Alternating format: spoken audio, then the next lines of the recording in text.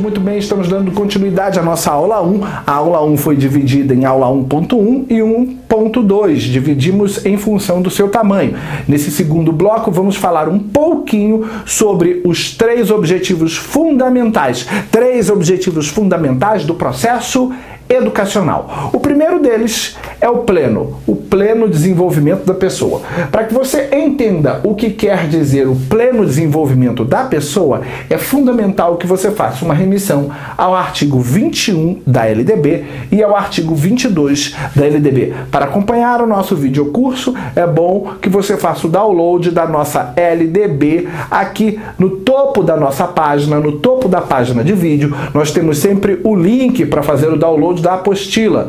Então acompanhe a versão impressa da apostila ou preste o máximo de atenção na nossa videoaula, porque todas as remissões vêm aqui para a nossa televisão e faça as suas devidas notas. Então, para entendermos o primeiro objetivo do processo educacional mencionado no artigo 205 da Constituição, também presente no artigo 2º da LDB, você precisa acompanhar a leitura juntamente com o entendimento do artigo 21 e 22 da LDB. Então, o pleno desenvolvimento da pessoa. Veja que eu destaquei a palavra pleno e não foi à toa. Para entender, vamos visitar o artigo 21 e 22. Então, o artigo 21 da LDB informa que a educação escolar compõe-se de... O 21 é um dos artigos mais conhecidos em matéria de prova de concurso público. A educação escolar compõe-se de... Inciso 1º, educação básica, formada pela educação infantil, ensino fundamental e ensino médio. E inciso 2º, educação superior. Então lembre-se, a educação, ela se divide em dois níveis. Primeiro nível, educação básica, e segundo nível, educação superior. Lembrando que a educação básica é nível, a educação superior também é nível. Então a educação divide-se em dois níveis. O primeiro, educação básica. O segundo, educação superior. E a educação básica vai se subdividir. A Murabi, ela vai se subdividir em níveis? Claro que não. A educação básica não se subdivide em níveis. Desculpa, quase que não sai. Ela se subdivide em etapas. Então, repetindo, a educação básica vai se subdividir em 3 etapas. Primeira etapa, educação infantil.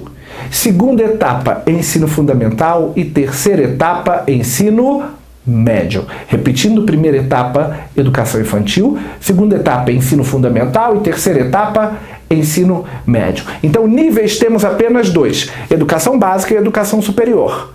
E etapas temos na educação básica. São 3. Educação infantil, ensino fundamental e ensino médio. Muito bem. Visto isso, podemos partir para a análise do artigo 22 e entender o que o artigo 205 quer nos dizer com o pleno desenvolvimento da pessoa.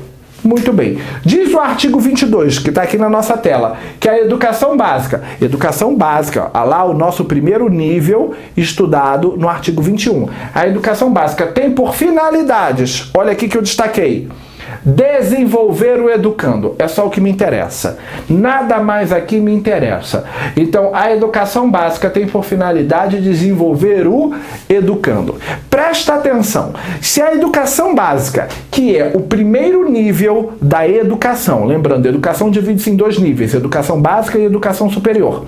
Se a educação básica, primeiro nível da educação, tem por finalidade desenvolver o educando, então o educando que termina a educação básica, juridicamente falando, essa é uma interpretação jurídica e não pedagógica, ele termina a educação básica, ele está desenvolvido. Mas ele não está plenamente desenvolvido. O objetivo da educação como um todo, e a educação como um todo, ela tem 2 níveis, educação básica e educação superior. O objetivo da educação como um todo é o pleno desenvolvimento da pessoa, como diz a Constituição Federal em seu artigo 205.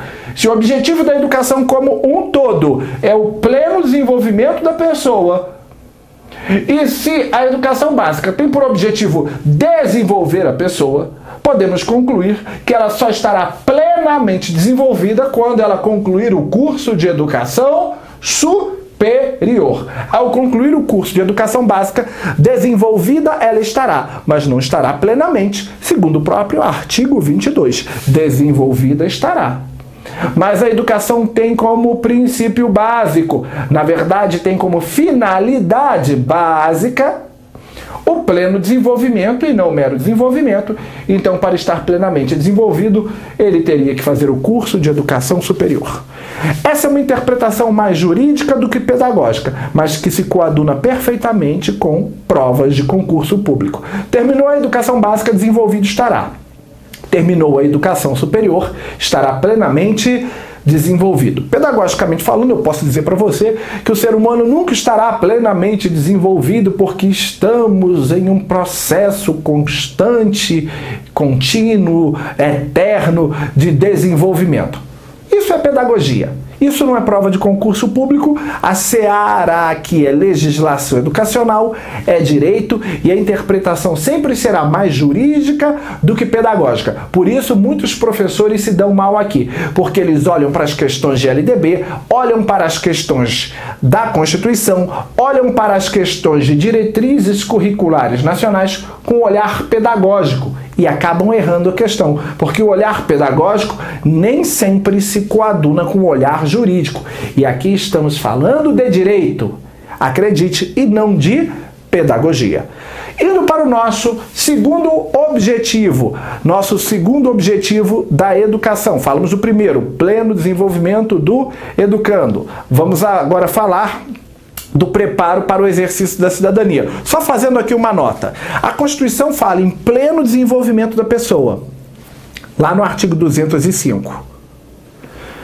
A LDB, no artigo 2º, vai falar em pleno desenvolvimento do educando. Na verdade, a mesma coisa. Só que a Constituição usa a palavra pessoa, a LDB usa a palavra educando. De vez em quando, eu mesmo dando aula acabo trocando. Estou falando da Constituição e uso a palavra educando, estou falando às vezes da LDB e uso a palavra pessoa.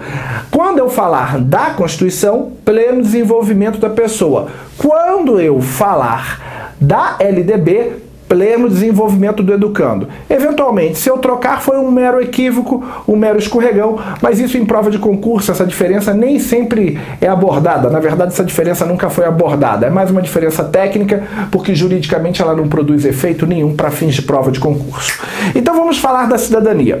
A primeira coisa que você tem que entender quando a gente fala do preparo para o exercício da cidadania é que cidadania é uma coisa e nacionalidade é outra. Muita gente fala que conhece fulano, beltrano, cicrano, conhece alguém que tem dupla cidadania. Isso aí é inviável. O indivíduo pode ter dupla nacionalidade, tripla nacionalidade, mas não dupla ou tripla cidadania. Seria esse um equívoco a priori.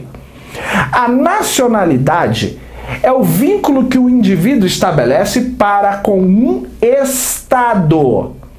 Um vínculo que pode ser criado através do critério de solo, jus solis, ou do critério de sangue, jus sanguine.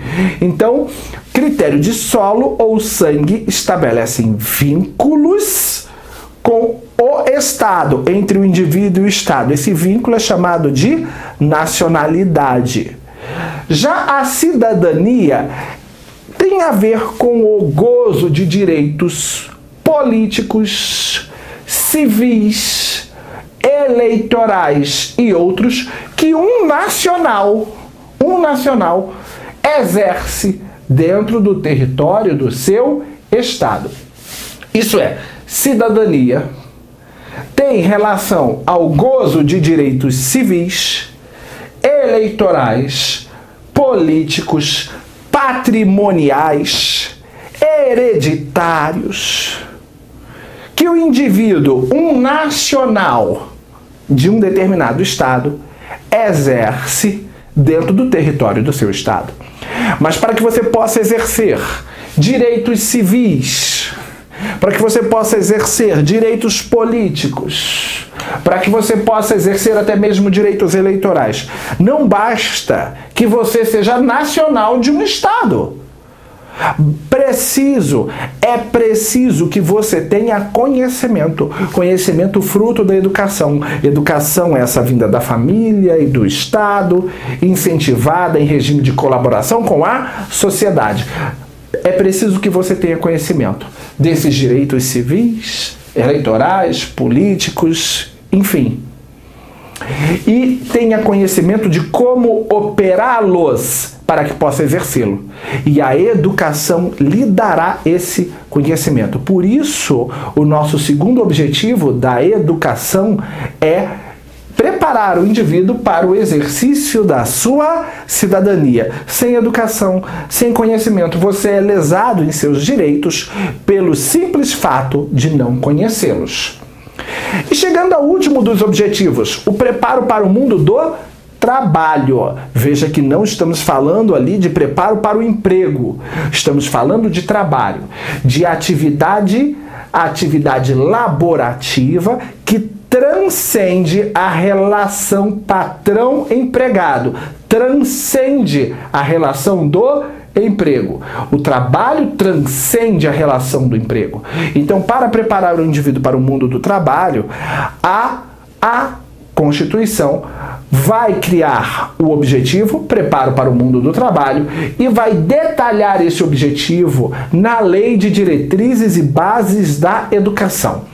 Na LDB, mais especificamente no título 5 da LDB, em seu capítulo 2, seção 4A. Seção 4A, que inclusive foi reformada pela medida provisória 746, que no ano de 2017 se transformou na Lei 13.415, Lei 13.415 de 2017. Então, a medida provisória 746, que foi apelidada de reforma do ensino médio, que mexeu em vários dispositivos da educação profissional a nível médio, por exemplo, gerando severas alterações no título 5 da LDB. Essa medida provisória 746, reforma do ensino médio, em fevereiro de 2017, foi transformada em uma lei, a Lei 13.415 de 2017, que será estudada dentro do nosso videocurso de LDB. Então, quando o videocurso da Educação na Constituição acabar, você vai entrar no videocurso da LDB e vai estudar todas as alterações.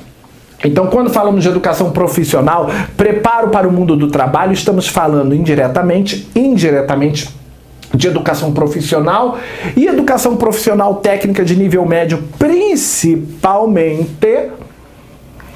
Então, estaremos entrando na seara da LDB e estaremos entrando na seara das últimas atualizações da LDB, a exemplo da Lei 13.415. Estaremos assim falando da qualificação para o mundo do trabalho.